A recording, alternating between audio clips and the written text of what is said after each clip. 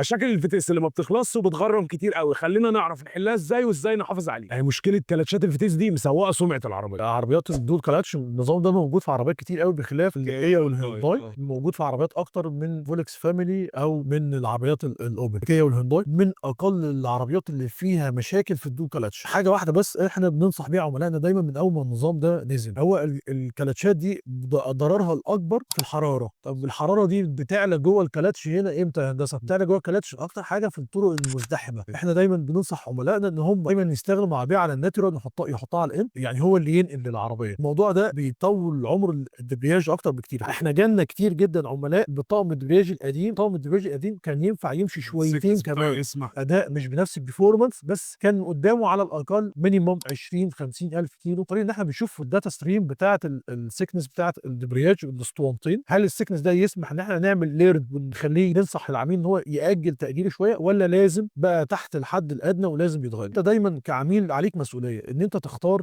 حد قديم في السوق، ده رقم واحد. اتنين، عنده من الصلاحيه ان هو لا سمح الله لو حصل حاجه يعرف يعوض. 3 اضرار هيضروا العربيه لو انا فضيت علبه البيت. طيب اول حاجه الصوت، طبعا ده مفيش تمام. اختلاف عليه. تاني حاجه علبه البيئه بتزود الحراره، وده طبعا بيعلي استهلاك البنزين. الميه والزيت كل الليكويد بيفقد خواصه اسرع، دوره المسؤول عنه بيقل. الحاجه المهمه قوي لما بتفضي علبه البيئه، غير ان استهلاك البنزين بيعلى، علبه البيئه فيها عليها سنسورز. السنسورز دي مش وظيفتها ان هي تقرا التلوث بس، هي وظيفتها ان هي كمان بتقرا العادم اللي طالع ده البنزين فيه ني بنسبه كام في الميه، فيدي سيجنال للكنترول، خلي بالك انت الرشاشات عندك بتضخ بنزين زياده، فهو بالتالي يدي اوردر للرشاشات ان هو يقلل الضخ بتاع البنزين، فبالتالي تقلل استهلاك البنزين، تاخد اداء للعربيه افضل. هو ده باختصار يعني اهم اضرار في علبه البيئه. ميكانيكا، عفشه، كهرباء، سمكره، ودهان، سواء كنت راكب جيتور، رينو، تويوتا، كيا او هيونداي، او من سكان زايد او التجمع، انت عارف هتعمل ايه؟ هتسال محرم. سلام.